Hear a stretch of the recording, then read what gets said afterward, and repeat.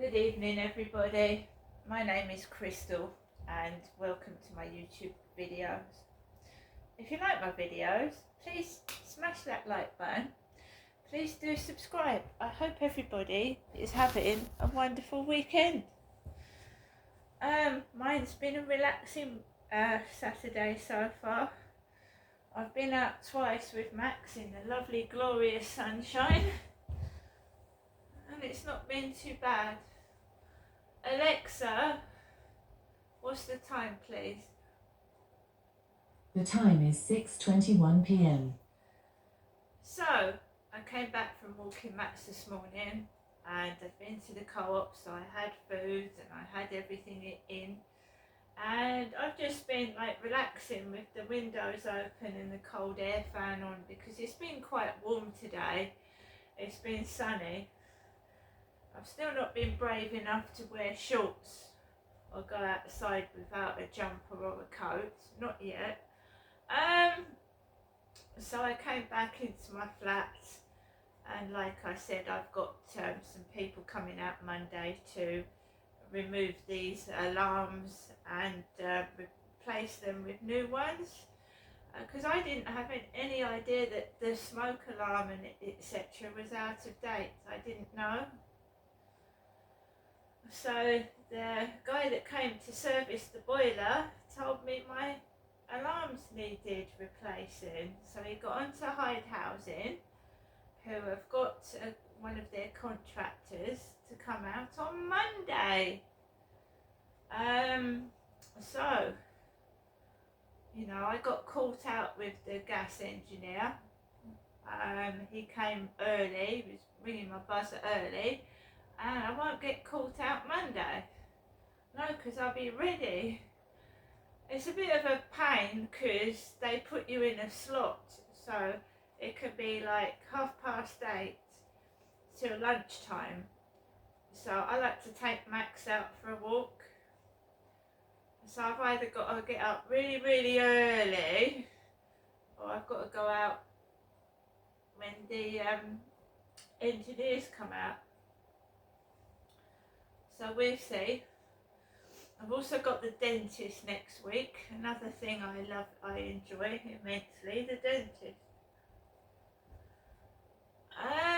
So I've got that to look forward to. So we haven't been out anywhere. I've not been out to McDonald's. I've not been out to the Hollywood Bowl. I've not been anywhere but in my home and the surrounding area. I was planning I might have gone out to Asda or something, and I just didn't feel like it. I was nice all cozied up indoors, and I can't wait for my projector, because then my wall will be a cinema screen, and then it'll be like going to the cinema in my own home. So I can't wait for the projector. There's good reviews on TikTok about it. So I'm looking forward to that.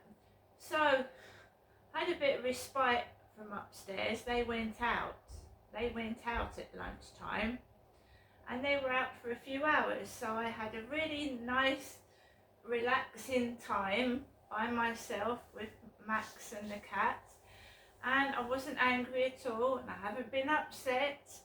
I took some videos of the boats. I've been messing around with my balloon pump. As you've seen in the previous videos, I had some immense fun with the balloon pump.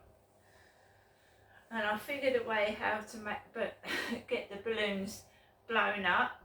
And they're all in my bath at the moment. So I've got about 4 great big punch balloons in my bath with a mixture of other balloons, because I can't think of anywhere else to put them at the moment, and then I'll pop them at some point.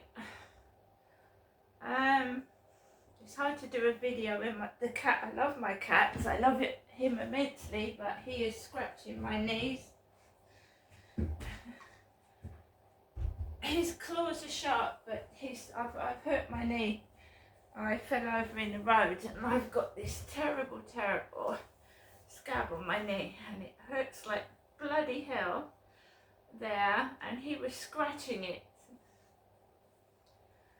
He's putting his claws right in my, where my scab is, and it's already come off once, that scab.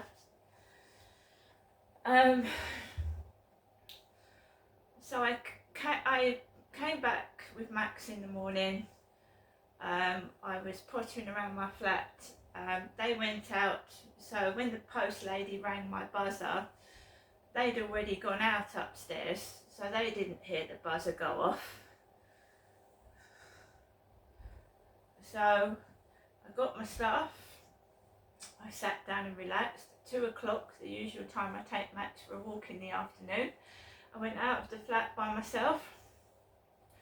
I went along Common Creek Wharf, and it was just normal, you know, normal people walking about, and I just was feeling a bit down in the afternoon, I must admit. I was feeling a bit like down, but I managed to have a laugh with the balloon pump, so there you go. So then I spotted the drunk from Chatham. You know, the bald-headed drunk. There's a bald-headed drunk in Chatham. He's got a bald head and he's got wonky teeth, you know, higgledy-piggledy teeth at the front, and he's bald. His head is bald. So, and he had a cap on. You know, the cap like I've been wearing, the beige cap. So he was walking around the field with his mates, his drunken mates. So you had 4 of them walking up the path. He doesn't live in Rochester. He lives in Chatham. He also used to come into the library or be outside the library. So it's not me with a wig on. And I'm not a bloke. He's got crooked front teeth, but he's a bloke with a bald head. And he's an alcoholic. And he was where, you know where those blokes belched at me the other day? That's where he sits on a bench with the Derek look-alike. So where those boys were sat and they belched at me the other day, this bald-headed drunk that's got a cap on used to sit with the Derek look-alike last summer. And I don't drink. I'm not an alcoholic. Last year he started swearing and effing and blinding by the co-op. Near the co-op, and when I walked past he was rude to me. Rude. Because he's bald-headed with crooked teeth. And I don't swear at people. I don't sway around out of my head on alcohol because I don't drink. So trying to discredit somebody that way by sending so-called lookalikes out, stealing, thieving and boozing, and I just stay indoors most of the day and do the cleaning and the washing up, and my videos are clean. You know what I mean? So certain people are trying to discredit me by dressing up like myself, and they're sending men of about 5'5" to 5'6", which is my height, and they eff and blind and swear, throw alcoholic bottles about. That's not me. And this is my real hair. So I didn't go on the field or go anywhere near the drunks. I stayed clear of that, and I walked around past the co-op and down. I know what's been going on, why I'm getting belched at and made fun of. It's probably a bloke dressing up like me. Anyway, it doesn't matter, it's irrelevant. I know who I am, and you know, I don't really call my channels Crystal. So if there's a bloke with a bald head that wants to go around being Genestra, well, go ahead.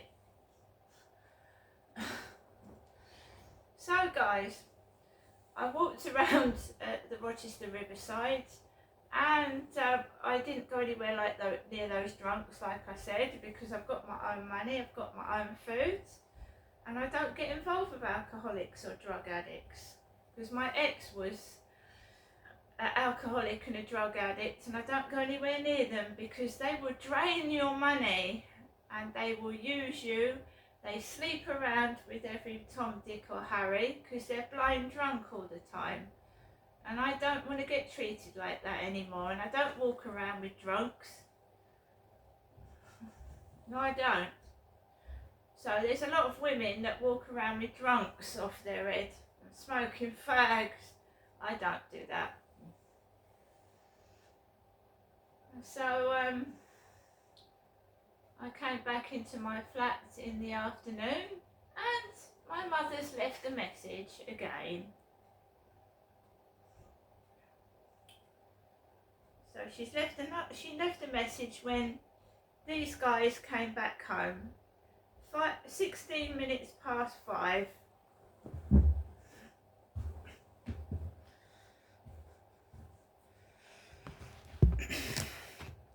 First, new message. Good afternoon, Janessa. Giving you the usual afternoon daytime telephone call. Wishing you a good afternoon. Okay, I'll give you another telephone call this evening to let you know that I'm thinking of you and wishing you good night. God bless. Okay, Janessa, thinking of you. Message deleted. You have 1 other new message and 27 saved messages. To skip through these messages one by one, press 8 at any time. Next new message. Good morning, Janessa. This is your mother, Jennifer, speaking to you. So, it's worse than Bridget Jones's diary. 27 messages, and all from my mother.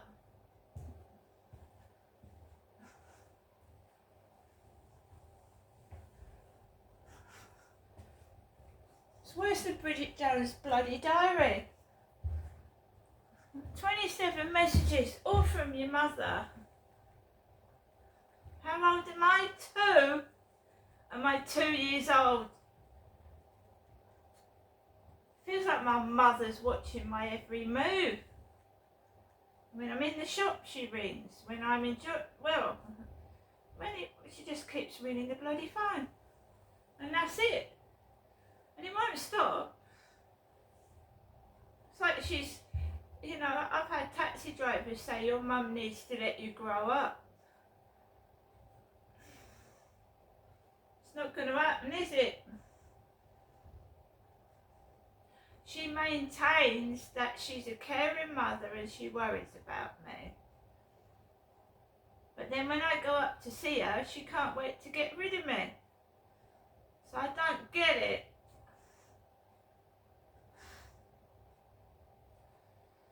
So I came back into my flat this afternoon. Shortly afterwards, they came home from wherever they've gone, and you're gonna hear noise. You're gonna hear tapping on the ceiling. If whoever lived above there, you would hear people's footsteps. I'm not in the slightest bit cross being kept in this cage with my mother ringing all the time, giving me a headache. I'm not cross at all.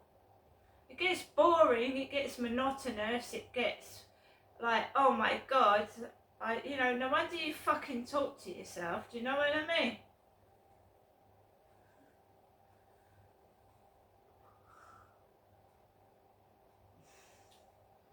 So I came back indoors, messed around with the balloon pump, and then do you remember the Susie Lamplugh case?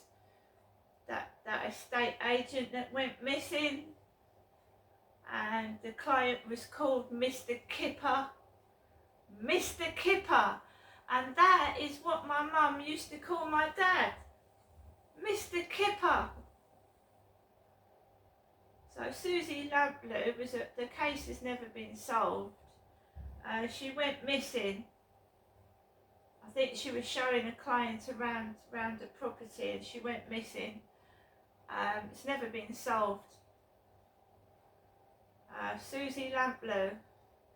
Alexa, Who's Susie Lamplough?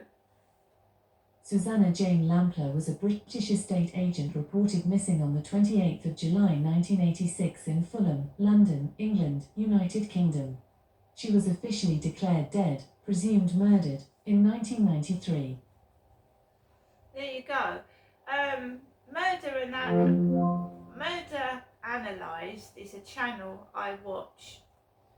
I know she's turned it into a membership only, so some of her videos I can't watch because you have to be a member to watch them, which is a pain in the arse because she's a very good lady that tells about all these murders and the like, and I'm missing out because I'm not a member. So I went back through her channel, Christina Moore of Murder Analysed. It's a brilliant channel, got a load of murders, she goes through them and everything, and she's got a nice voice, you know. And I often sit down in an afternoon and listen to her cases. And Susie Lamplough, I remember that, and the case has never been solved. And what do we all want in life? For justice for victims, don't we? We want justice for them. And sometimes that just never happens. And the Moors murderers, you remember that woman called Winnie? And Ian Brady and Myra Hindley would never tell Winnie where her boys' remains were. So she died not knowing where the boys' remains were, which was rather nasty of them, wasn't it? Nasty of Ian Brady, not to let Winnie know where the remains of her son was. Well, this is it. Killers, murderers, rapists, they're selfish people. They only care about themselves. They don't care about the victims or the victims' relatives. They're selfish, evil people.